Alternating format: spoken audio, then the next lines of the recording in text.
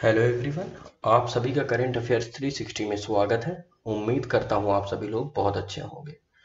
तो आज के इस वीडियो में हम पढ़ेंगे 27 अगस्त 2020 से करंट अफेयर्स। इसी के साथ ही अगर आपको इस लेक्चर का पीडीएफ फाइल डाउनलोड करना हो तो आप डिस्क्रिप्शन में दिए गए टेलीग्राम चैनल को ज्वाइन करके पीडीएफ फाइल आसानी से डाउनलोड कर सकते हैं। तो चलिए चलते हैं आज के पहले क्वेश्चन की ओर। तो पहला क्वेश्चन है, डॉक्टर जी सतीश रेड्डी को किस संगठन के अध्यक्ष के रूप में 2 साल का विस्तार दिया गया है? Doctor G Satish Reddy, head of which organisation has been given a 2-year extension as its chairman? तो हाल ही में डॉक्टर जी सतीश रेड्डी जी को 2 साल का एक्सटेंशन दिया गया है एज अ चेयरमैन। वह किसके चेयरमैन है? वह चेयरमैन है डीआरडीओ।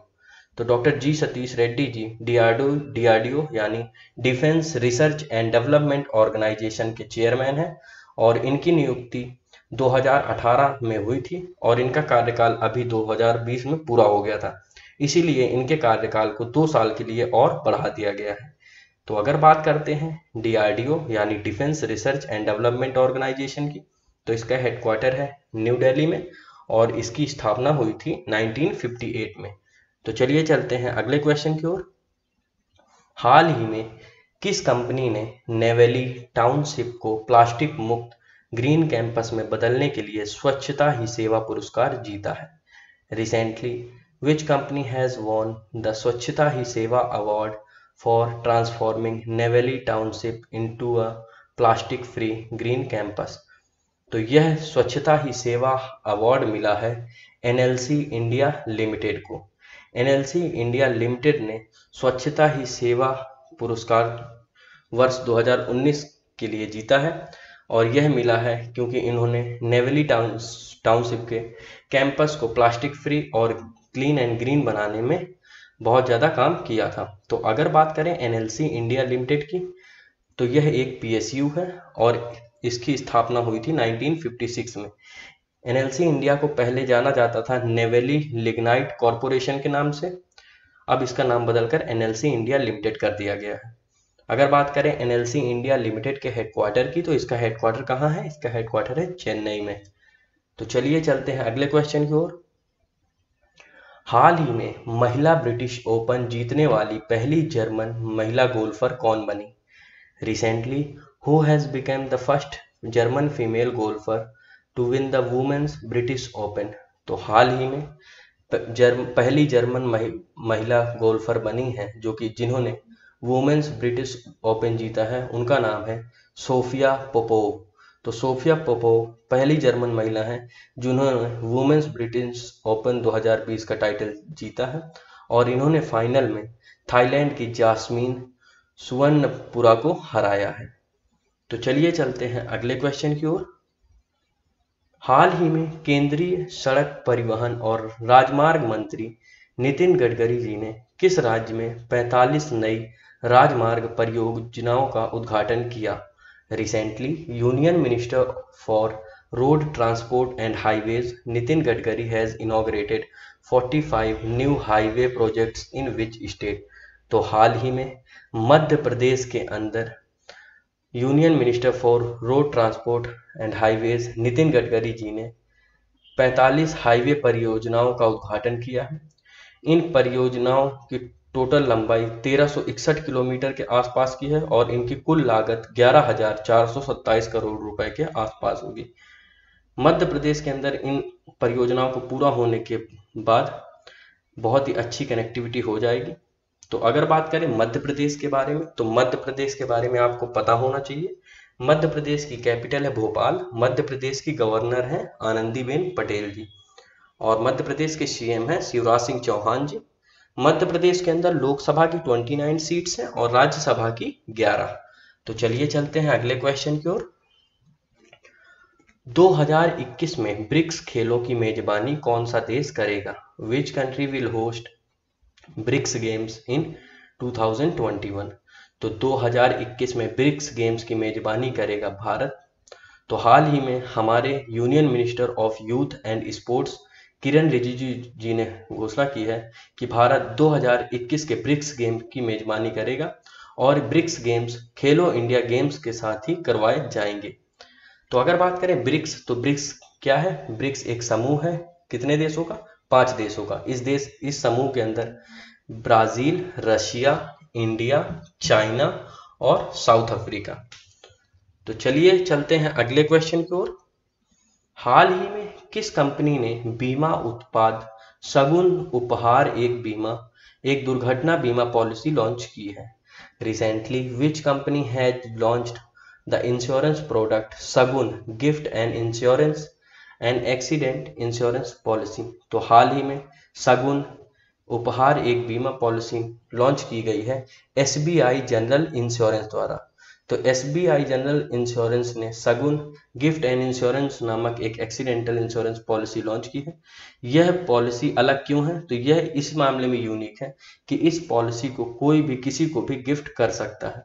आप चाहे तो अपने दोस्तों को, अपने अन्य रिश्तेदारों को, किसी को भी आप यह पॉलिसी गिफ्ट कर सकते हैं और यह उनके भविष्य में अगर कोई दुर्घटना होती है तो उन सभी में उनके काम आएगी। तो अगर बात करें एसबीआई जनरल इंश्योरेंस कंपनी की, तो इसका हेडक्वार्टर मुंबई के अंदर है और इसके एमडी और सीईओ कौन है? इसके एमडी और सीईओ हैं प्रकाश चंद्र कंडपाल और इसकी स्थापना हुई थी 2009 के अंदर। तो चलिए चलते हैं अगले क्वेश्चन की ओर। हाल ही में किस समूह ने एक सामान्य मंच पर अपनी उपभोक्ता सेवाओं की पेशकश करने के उद्देश्य से एक सुपर ऐप लॉन्च करने की तैयारी की है? Recently which group has launched a super app with an aim to offer its consumer services on a common platform. तो हाल ही में टाटा ग्रुप ने घोषणा की है कि वह एक सुपर ऐप लॉन्च करेंगे और इस सुपर ऐप के माध्यम से वह अपनी जितनी भी कंज्यूमर सर्विसेज हैं उन सभी को इस ऐप के माध्यम से लोगों तक प्रोवाइड कराएंगे। तो सबसे पहले मैं आपको बता दूं ये सुपर ऐप होती क्या है। तो सुपर ऐप ऐसी ऐप होती हैं जिनके माध्यम से आप कई मल्टी सर्विसेज का उपयोग कर सकते हैं, जैसे grocery, food ordering, fashion, lifestyle, इन सभी को। जैसे कि एग्जांपल के तौर पर फोन पे हो गया, फोन पे के माध्यम से आप कई चीजें कर सकते हैं, तो यह एक सुपर ऐप है। तो इसी तरह की ऐप को टाटा ग्रुप लॉन्च करेगा जिसके माध्यम से वह अपने food, grocery, fashion and lifestyle, consumer electronics और जो अन्य इंश्योरेंस ड्यूरेबल्स हैं इन सभी की सर्विसेज वह प्रदान करेगा। तो अगर बात करते हैं टाटा ग्रुप की, तो टाटा ग्रुप की स्थापना हुई थी 1868 में और इसके फाउंडर कौन थे? टाटा ग्रुप के फाउंडर थे जमशेदजी टाटा। टाटा ग्रुप का हेडक्वार्टर कहाँ है? इसका हेडक्वार्टर है बॉम्बे हाउस यानी मुंबई के अंदर। अगर बात करें इसके चेयरमैन कौन है टाटा ग्रुप के, तो टाटा ग्रुप के प्रेजेंट टाइम में चेयरमैन है नटराजन चंद्रशेखरन। तो चलिए चलते हैं अगले क्वेश्चन की ओर। हाल ही में किस बैंक ने आधार कार्ड के माध्यम से बैंकिंग सेवाओं को सक्षम करने के लिए अपने प्लेटफॉर्म पर आधार इनेबल्ड पेमेंट सिस्टम को एकीकृत किया है? Recently which payments bank has integrated Aadhaar enabled payment system on its platform to enable banking services through Aadhaar card. तो हाल ही में पेटीएम पेमेंट्स बैंक ने अपने सिस्टम के अंदर आधार इनेबल्ड पेमेंट सिस्टम को इंटीग्रेट किया है और इस सर्विसेज के माध्यम से यह आधार कार्ड के माध्यम से सभी बैंकिंग सर्विसेज को मुहैया करा सकेंगे। आधार के कार्ड के माध्यम से ही आप कैश विड्रॉल, बैलेंस इंक्वायरी और मिनी स्टेटमेंट और अन्य बैंकिंग सर्विसेज की जानकारी प्राप्त कर सकते हैं। यह सर्विसेज उन क्षेत्रों में बहुत काम आएगी जहां पर पेटीएम पेमेंट्स बैंक की फिजिकल ब्रांचेस उपलब्ध नहीं है। आप किसी भी अन्य फाइनेंशियल इंस्टीट्यूशन की ब्रांच पर जाकर आधार कार्ड के इंटीग्रेशन से मात्र ही इन सभी बैंकिंग सर्विसेज की जानकारी ले सकते हैं।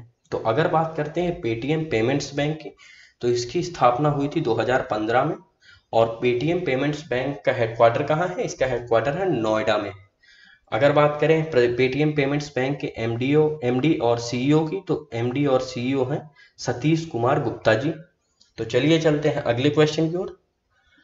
किसानों की ऋण योग्यता की जानकारी के लिए उपग्रह डाटा का उपयोग करने वाला भारत का पहला बैंक कौन सा है? Which is first bank in India to use satellite data to access credit worthiness of farmers.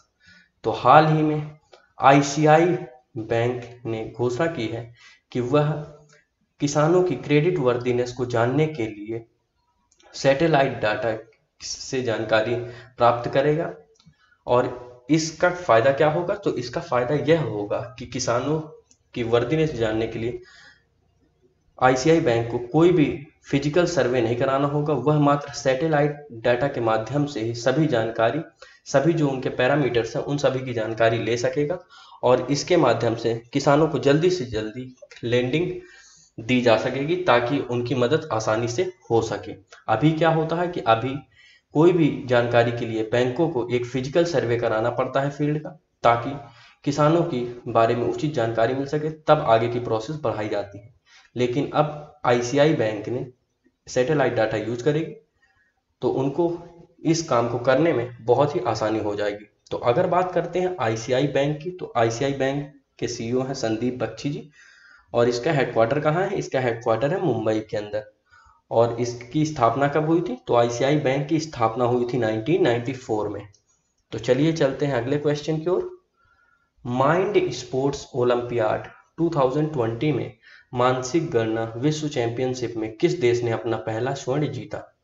Which country won its first ever gold medal in the mental calculation world championship at Mind Sports Olympiad 2020?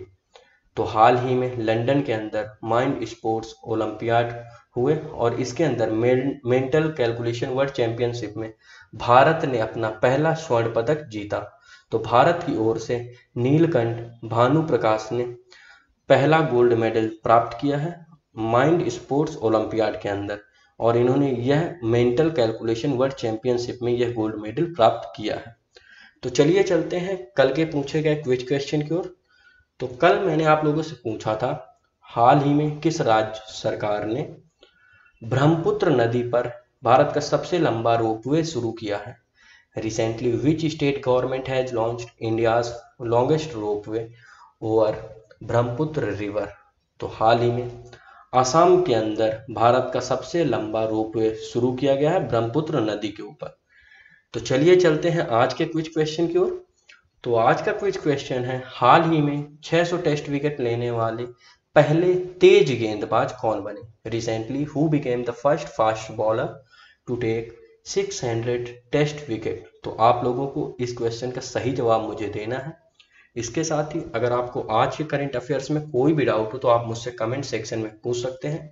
अगर आपको video पसंद आया हो तो like करें, share करें ताकि और लोगों तक भी पहुंच सके और चैनल को जरूर सब्सक्राइब करें ताकि आपको रेगुलर करंट अफेयर्स वीडियो आसानी से मिलते रहें। तो चलिए मिलते हैं कल के करंट अफेयर्स वीडियो में, तब तक पढ़ते रहें। Thank you.